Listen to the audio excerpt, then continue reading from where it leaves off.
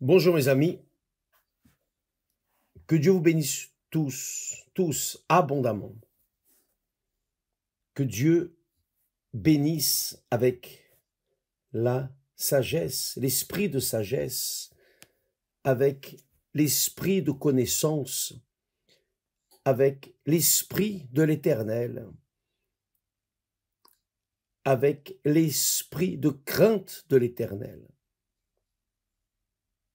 Que Dieu vous bénisse tous avec l'esprit de compréhension.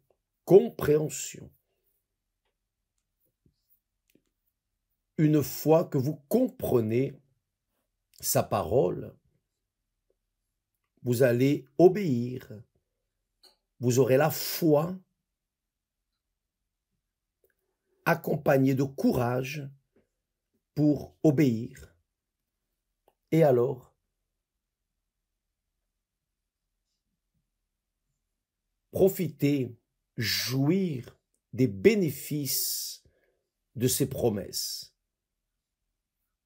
Dans sa parole, Dieu nous donne des obligations, des responsabilités, mais nous donne aussi les promesses, le fruit de notre obéissance. Comme nous avons promis hier, dans la prière que le Seigneur Jésus a faite au Père, voyez quel beau texte. Non tout simplement par les paroles, mais par le contexte de l'harmonie que le Seigneur Jésus avait avec le Père et que nous aussi devons avoir, parce que qui est enfant de Dieu a le même droit, parce que en Jésus-Christ, dans le Seigneur Jésus, nous sommes enfants de Dieu, fils du Seigneur Jésus, frère du Seigneur Jésus. Il est le premier-né, il est la dîme. Nous sommes l'autre part, il est le premier. Donc, avant d'être emprisonné et mené pour être jugé et condamné et tué, le Seigneur Jésus a prié au Père et le texte sacré dit, Jean chapitre 17, à partir du premier verset. Après avoir ainsi parlé,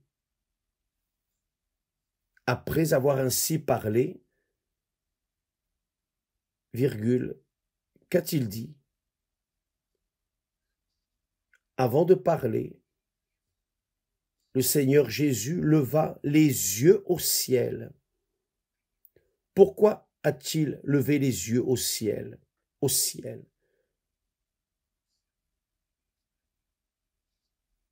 Au ciel, il pourrait voir des étoiles ou peut-être rien du tout, mais il savait que son Père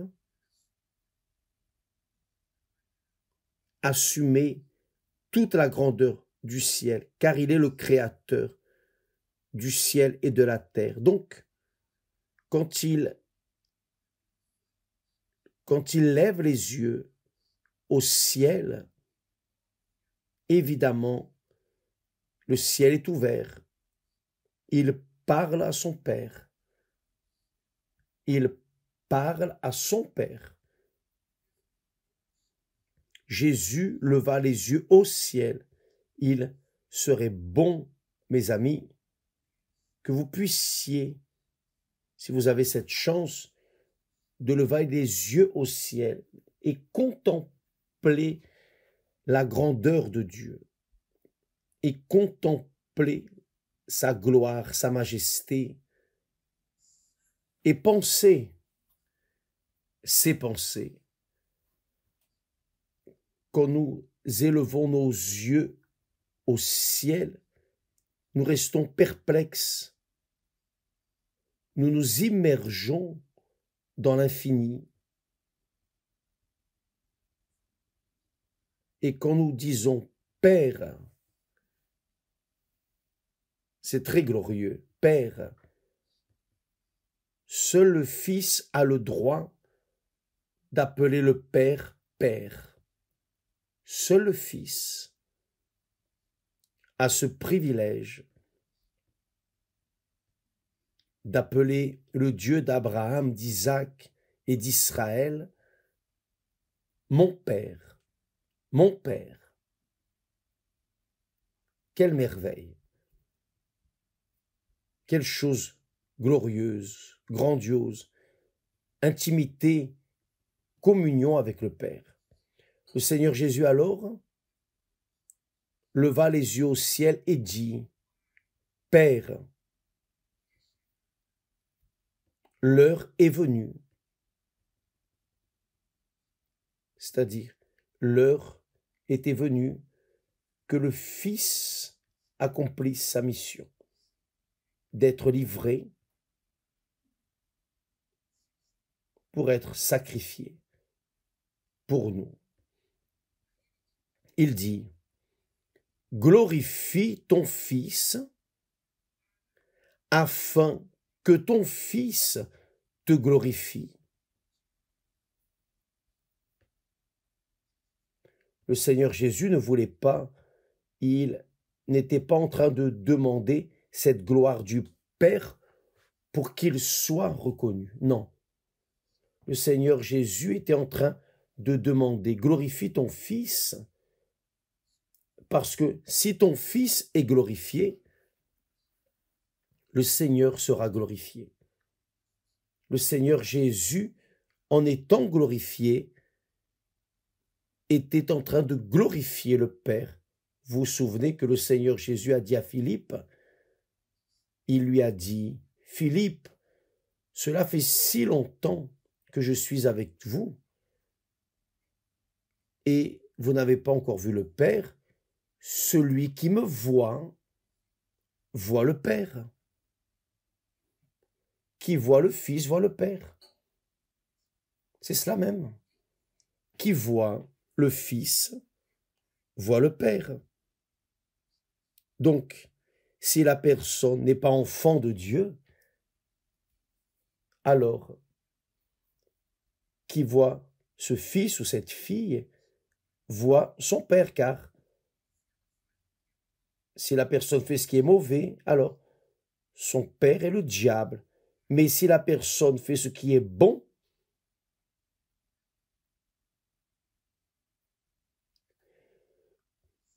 elle exhale, elle reflète l'image de son Père, car elle ne fait que ce qui est bon.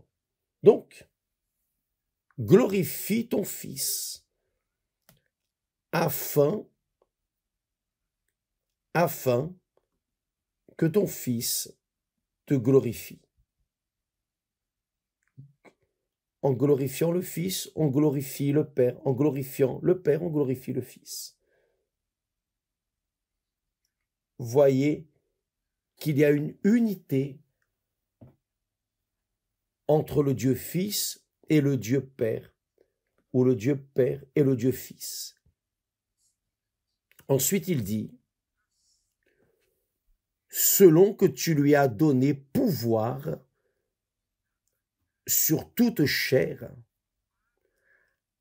afin qu'il accorde la vie éternelle à tous ceux que tu lui as donnés.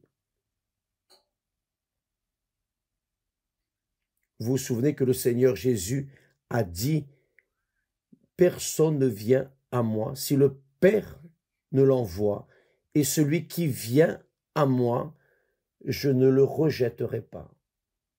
Vous vous souvenez? C'est là.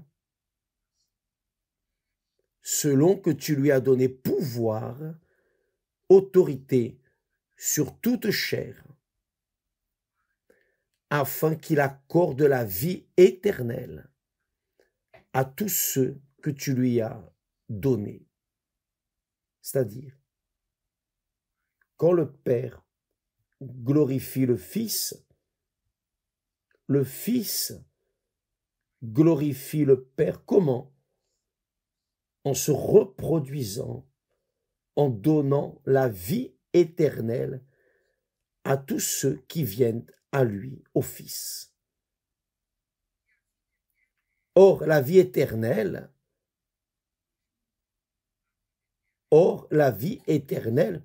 c'est qu'ils te connaissent, toi.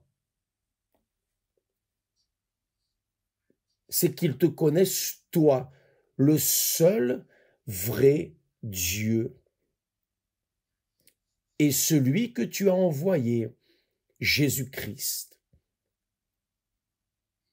Voyez que maintenant vous comprenez pourquoi le monde est dans un désordre. Un désordre. Le monde est un petit morceau de l'enfer. Pourquoi? Parce qu'il existe beaucoup de dieux. Dieu de pierre, de bois, Dieu en or, en argent, en bronze. Combien de personnes? J'étais en train de parler avec un évêque et il m'a dit, évêque, quand j'étais à Brasilia, comme évêque, là, en travaillant, il y avait des personnes qui sont venues jusqu'à nous et qui voulaient suivre le Seigneur Jésus, qui ont embrassé la foi dans le Seigneur Jésus. Mais qu'est-ce qui les empêchait d'embrasser le Seigneur Jésus? Laisser les dieux qu'elles avaient. Pourquoi?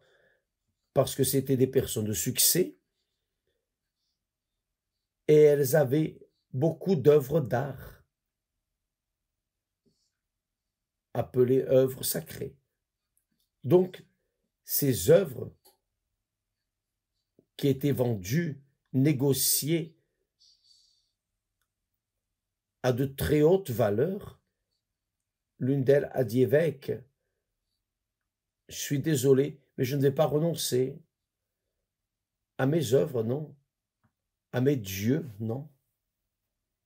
C'est-à-dire, les personnes intelligentes, elles n'étaient pas des personnes sans formation, non. C'était des personnes d'études, intelligentes, de hauts fonctionnaires publics, des personnes avec de grandes responsabilités, mais la tête toute petite. Pourquoi? Parce qu'elle cessait de croire dans le Dieu créateur des cieux et de la terre pour croire dans des œuvres d'art. Ah non, évêque. C'est-à-dire, combien sont les personnes qui, par le fait d'être attachées à leur Dieu de pierre, de bois, de métal, restent atrophiées dans la vie? Qu'est-ce que Dieu peut faire? Comment Dieu peut-il envoyer cette personne vers le Fils pour qu'elle les sauve? Ce n'est pas possible, car elle préfère croire dans des dieux qui ont des yeux mais qui ne voient pas, ont des oreilles mais n'écoutent pas, des pierres ne marchent pas, la vie abîmée, dépression, tristesse, angoisse, vide, un enfer. Mais ces personnes ne veulent pas renoncer à leur Dieu de pierre, de bois, de métal, Dieu, un Dieu de leur taille, un peu plus grand, un peu plus petit, des dieux décorés qui ont été créés par l'art et l'imagination des hommes. Un homme, là, très talentueux, a créé une image, a peint cette image et l'a mis sur l'autel. Et les personnes qui ne pensent pas, juste cela, les personnes qui ne pensent pas, prennent cela, l'emmènent à la maison et le mettent sur l'autel. Cela arrive beaucoup, mais beaucoup dans ce monde. Toutes les nations. Il y a des personnes ainsi. Et non seulement des personnes d'autres religions. Non. Il y a aussi des croyants ainsi, des personnes qui croient dans la Bible et mettent la Bible dans une armoire ainsi,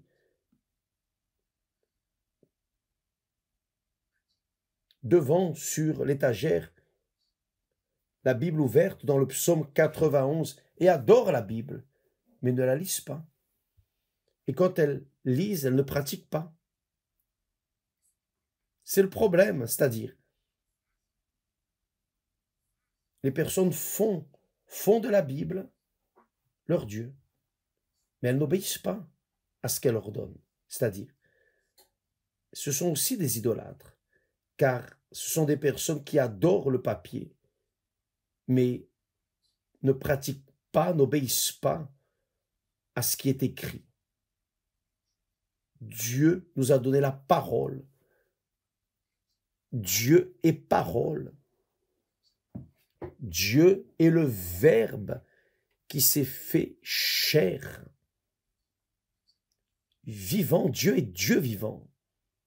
Donc, le Dieu vivant, ce Dieu vivant, Père de notre Seigneur Jésus-Christ, est celui qui mène les personnes à son Fils, car il sait que son Fils les sauvera. Et quand la personne va vers le Fils, elle peut être sûre qu'elle sera acceptée comme elle est. Ses péchés sont pardonnés. Elle devient libre, délivrée, car le Fils de Dieu a reçu le pouvoir de sauver tous ceux qui vont à lui. C'est pour cela que le Seigneur Jésus a dit, selon que tu lui as donné pouvoir, autorité sur toute chair, afin qu'il accorde la vie éternelle à tous ceux que tu lui as donnés. Or, la vie éternelle, c'est qu'ils te connaissent. Comment allez-vous connaître Dieu s'il est esprit et que vous êtes chair? Nous sommes chair, n'est-ce pas? Comment allons-nous connaître quelqu'un qui est esprit si nous sommes charnels, si nous sommes limités à notre chair, à nos sens? Ce n'est pas possible. Donc vous devez être spirituel. Et pour être spirituel, vous devez absorber la parole de Dieu qui est esprit et vérité. Le Seigneur Jésus a dit, mes paroles sont esprit et vérité. Quand la personne s'attache à la parole de Dieu et la pratique, elle a besoin de personne d'autre. Elle devient indépendante, elle devient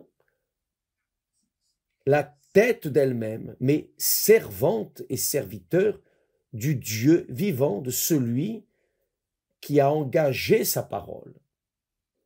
Il a dit, la parole qui sort de ma bouche ne restera pas sans effet, mais elle accomplira ce que je désire. Donc quand la personne vient vers le Seigneur Jésus, véritablement, elle est disposée à écouter et à obéir à sa parole, car c'est celui-là qui aime le Seigneur Jésus. Le Seigneur Jésus a dit, celui qui m'aime est celui qui écoute et qui obéit à ma parole. Celui qui m'aime, mais qui n'obéit pas à ma parole, ne m'aime pas. Il se trompe lui-même. Donc, pour que la personne ait la vie éternelle que le Seigneur Jésus donne, elle a besoin de connaître Dieu, le Dieu unique. Et quand la personne connaît le Seigneur Jésus, elle connaît le Dieu vivant, le Dieu tout-puissant. Qu'il te connaisse, toi, le seul vrai Dieu, et celui que tu as envoyé, Jésus-Christ. Je t'ai glorifié sur la terre. J'ai achevé l'œuvre que tu m'as donnée à faire. Donc, le Seigneur Jésus a glorifié le Père en consommant, en obéissant au Père, en étant l'agneau qui ôte le péché, l'agneau de Dieu qui ôte le péché de ceux qui croient en lui. De ceux qui croient en lui. Et croire dans le Seigneur Jésus, c'est croire dans sa parole et y obéir. Vous qui avez l'habitude d'aller chez le médecin, alors, quand vous croyez dans le médecin, la parole du médecin, c'est comme la parole de Dieu, vous obéissez. Peu importe si le médicament est amer ou non. Vous prenez le médicament car vous obéissez, vous croyez dans votre médecin. Mais qui n'obéit pas montre qu'il ne croit pas ou qu'il croit plus ou moins. Ainsi est le Seigneur Jésus. Qui croit dans le Seigneur Jésus, écoute, pratique sa parole.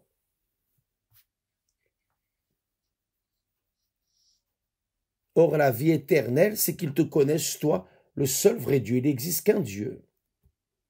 Un Dieu unique. Il a toujours existé qu'un seul Dieu unique. Il est le créateur de toutes les choses. Des cieux, de la terre, de tout ce qu'il y a.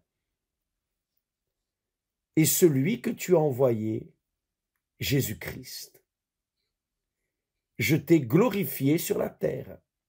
J'ai achevé l'œuvre que tu m'as donné à faire. Le Seigneur Jésus a accompli sa mission.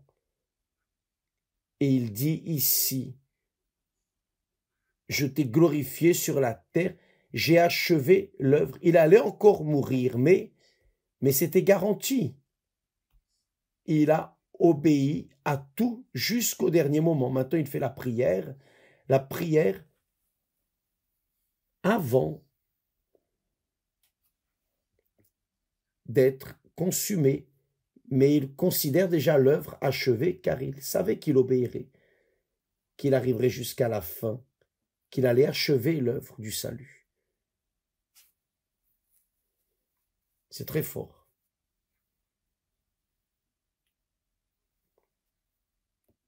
Et maintenant, toi, Père, glorifie-moi auprès de toi-même, de la gloire que j'avais auprès de toi avant que le monde soit.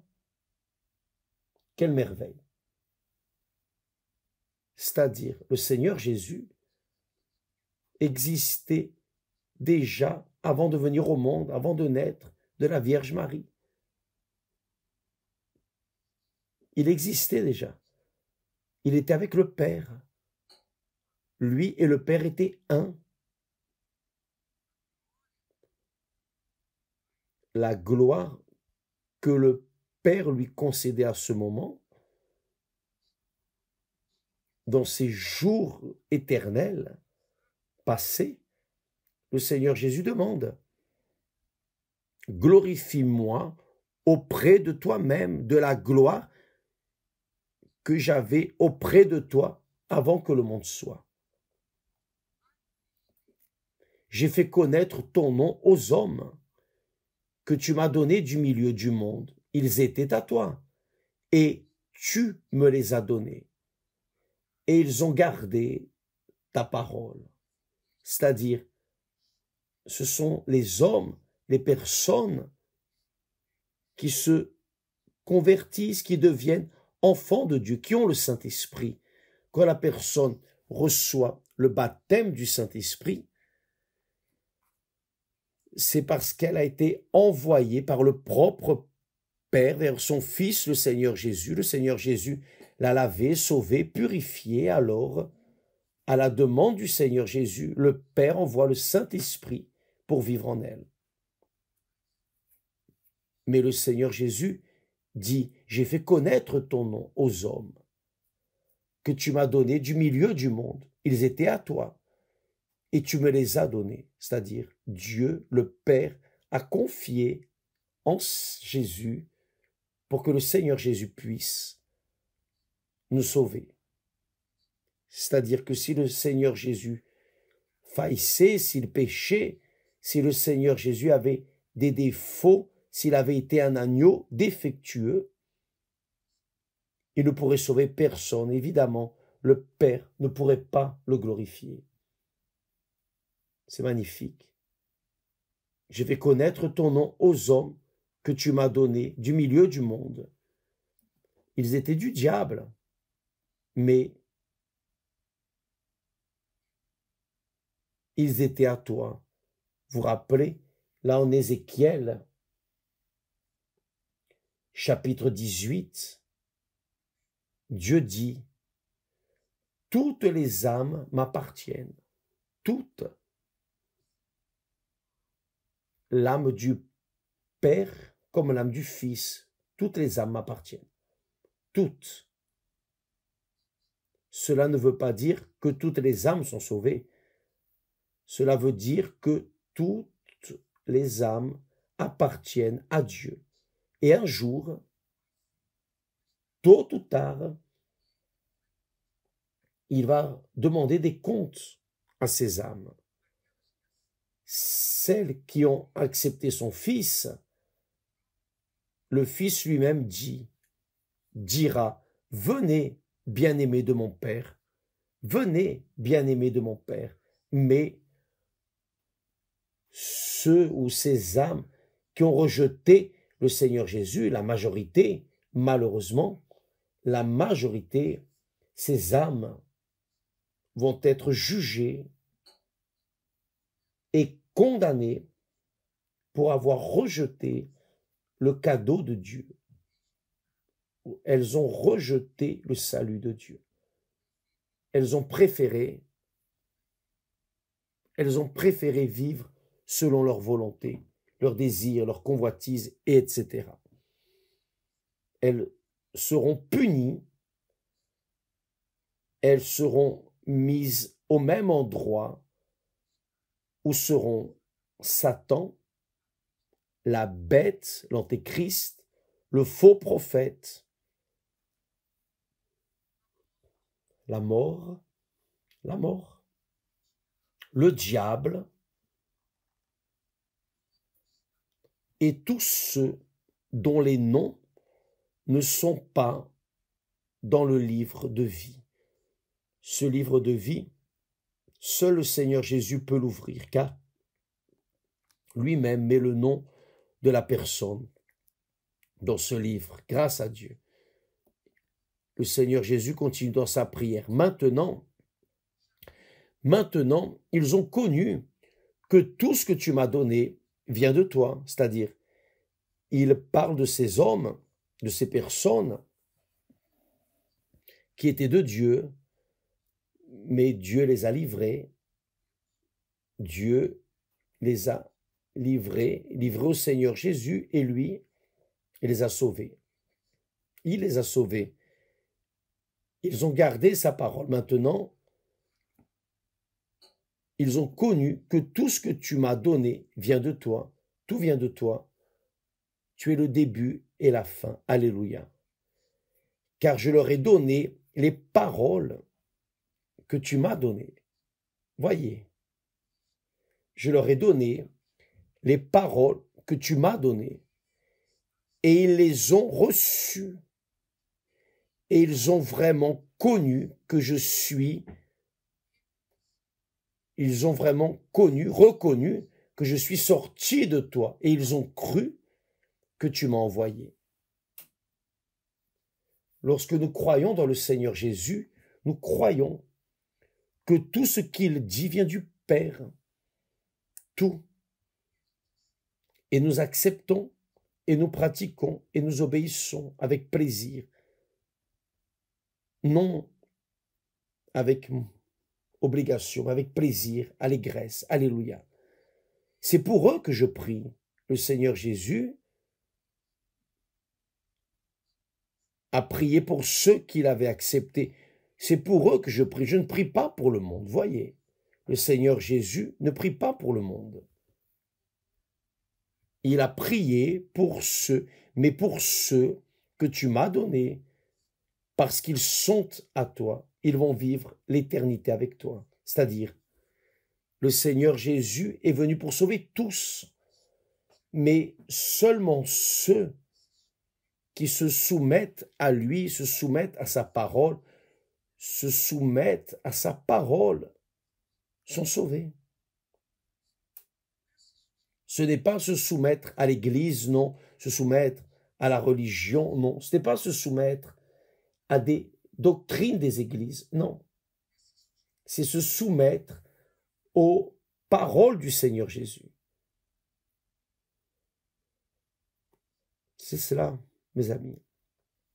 Le Seigneur Jésus a prié, il a prié pour nous. Le Seigneur Jésus prie pour moi, il prie pour vous aussi. Vous qui avez accepté, vous qui vous êtes livrés, soumis, et qui vous soumettez, tous ceux qui se soumettent, qui acceptent comme Seigneur et Sauveur. Je ne prie pas pour le monde. Le Seigneur Jésus n'a pas prié pour le monde. Le monde est perdu, le monde est condamné. Maintenant, ceux qui sont dans le monde et qui écoutent la parole de Dieu et la reçoivent, ceux-là sont sauvés. C'est pour cela que le Seigneur Jésus a envoyé ses disciples dans le monde entier aller et annoncer la bonne nouvelle à toutes les personnes, tous les peuples, langues, aller et annoncer l'évangile. Celui qui croit et sera baptisé sera sauvé. Voyez, la responsabilité, notre responsabilité, la mienne, la vôtre, la responsabilité de tous ceux qui croient dans le Seigneur Jésus. Ce n'est pas seulement le pasteur, non. Ce n'est pas seulement l'évêque, non. La responsabilité est aussi bien des prophètes, des évangélistes, des pasteurs, des maîtres, de ceux qui ont une fonction dans l'Église, comme ceux qui sont seulement membres. Vous êtes membre de l'Église universelle, par exemple, c'est votre obligation de rendre un témoignage, où que vous soyez, au travail, quel que soit l'endroit, vous rendez un témoignage de votre foi dans le Seigneur Jésus, pour que ces personnes puissent savoir que le Seigneur Jésus reste le même. Il est prêt à les sauver, tout comme il vous a sauvés. Je me souviens, ça vaut la peine de se rappeler de ma jeunesse. Je travaillais pour l'État, fonctionnaire à la loterie, à l'État de Rio de Janeiro, et à cette opportunité,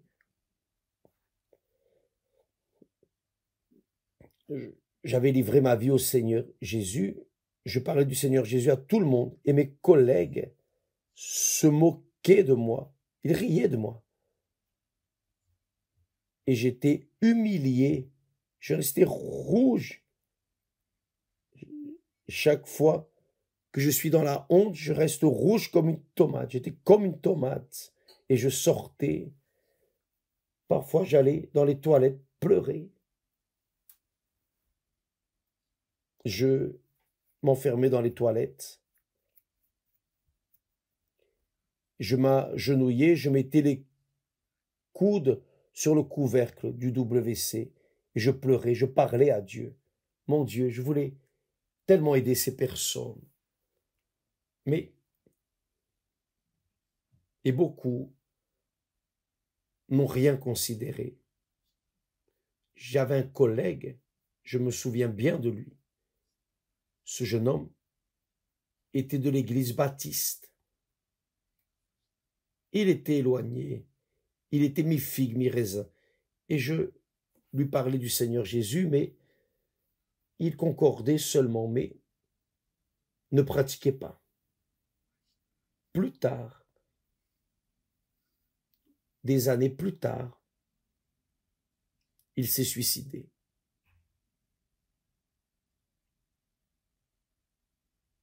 Il était d'une église, il a commis le suicide. C'est-à-dire, il a écouté, je lui ai parlé du Seigneur Jésus.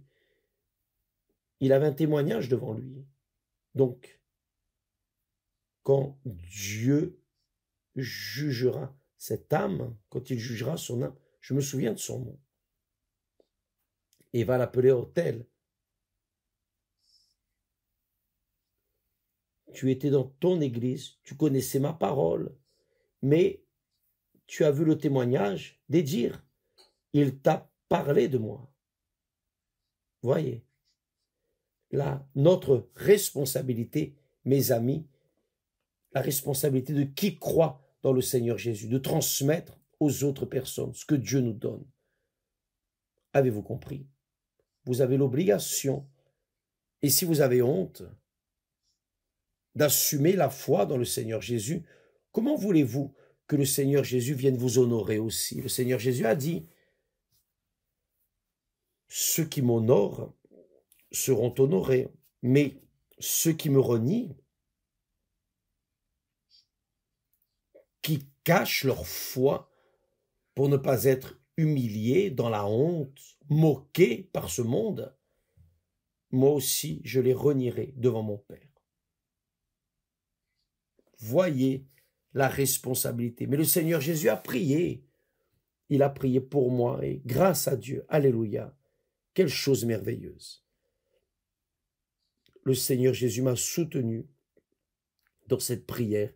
Je ne prie pas pour le monde, mais pour ceux que tu m'as donnés, parce qu'ils sont à toi. Alléluia.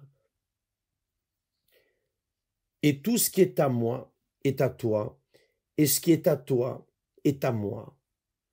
Et je suis glorifié en eux. C'est-à-dire, le Seigneur Jésus attend que je vienne le glorifier, non seulement avec des paroles, parce que venir prier, dire Alléluia, gloire à Dieu, et chanter une belle chanson, un hymne, etc., cette émotion ne signifie pas que la personne est en train de glorifier le Seigneur Jésus. Nous glorifions davantage le Seigneur Jésus avec nos attitudes qu'avec nos paroles. Le saviez-vous? Donc, si c'était comme ça, si les paroles, les louanges que nous entonnons, chantons au Seigneur Jésus, les chanteurs évangéliques seraient remplis du Saint-Esprit. Et normalement, nous savons qu'ils sont remplis d'argent, mais vides de Dieu, car ils chantent pour enchanter les personnes, mais pas pour glorifier le Seigneur qui leur a donné le talent de chanter, de composer, etc., etc. Tout ce qui est à moi est à toi, et ce qui est à toi est à moi, et je suis glorifié en eux, et je suis glorifié en eux. Avez-vous compris, mes amis? Nous allons continuer demain sur ce texte. Nous nous arrêtons là au verset 10. Pensez au sujet de votre vie, mes amis. Pensez, parce que tout dans ce monde passe, tout termine, cesse. Vous avez vu le postage que nous avons mis hier sur la valeur d'une âme. L'âme est éternelle. L'âme ne vieillit pas. L'âme, c'est l'âme. Elle vit éternellement. Elle va vivre avec Dieu ou sans Dieu. Il n'y a aucun doute. Il n'y a que deux endroits.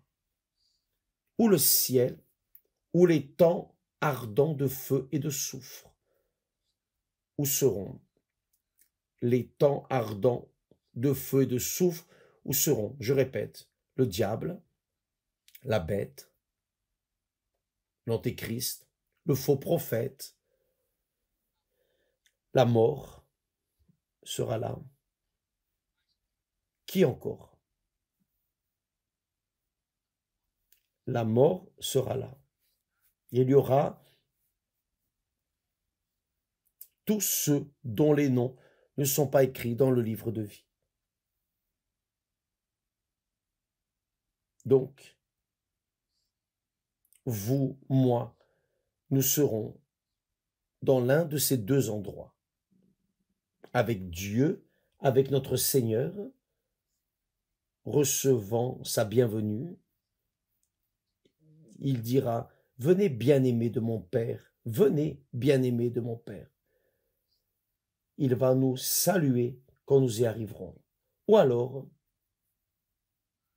étant ardent de feu et de soufre, où seront le diable, la bête, l'antéchrist, le faux prophète, la mort, l'enfer.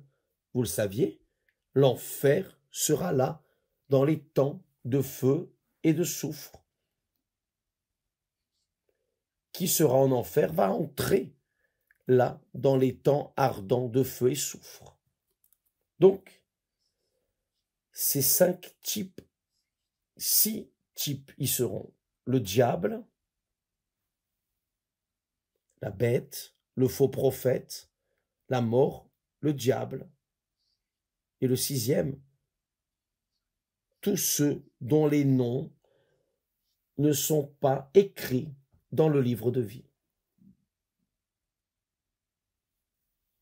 Et la question est, la question qu'on ne peut pas taire est, mon nom, où est-il écrit?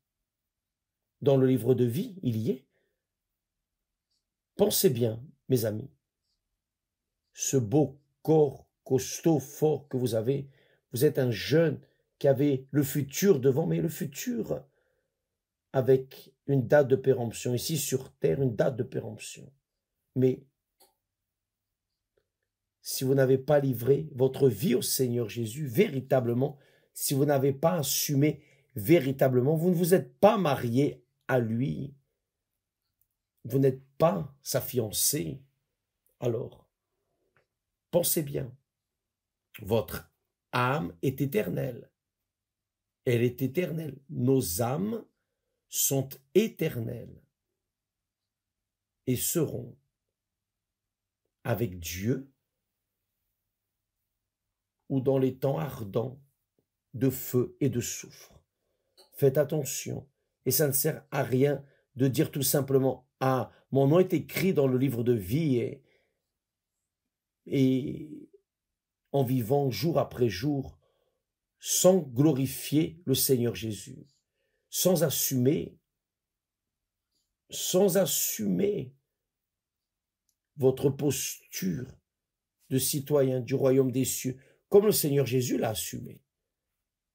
Alors, mes amis, ça ne sert à rien de confesser purement et simplement. Ah, mais le Seigneur Jésus a dit, si vous confessez comme Seigneur et Sauveur, oui, mais vous devez vivre ce que vous confessez. Sinon, tout le monde de l'enfer sera là. Oui ou non? Bon, demain, nous serons de retour en continuant dans cette prière du Seigneur Jésus. Que Dieu vous bénisse tous. Et une petite invitation. Demain, jour de Noël, à 18h, nous serons en train de rompre le pain, de bénir, au nom du Seigneur Jésus, la bonté que le Seigneur Jésus nous a donnée pour que tous puissent manger de ce pain et être aussi guéris, délivrés, enfin, bénis. Que Dieu vous bénisse et à demain, au nom du Seigneur Jésus. Amen.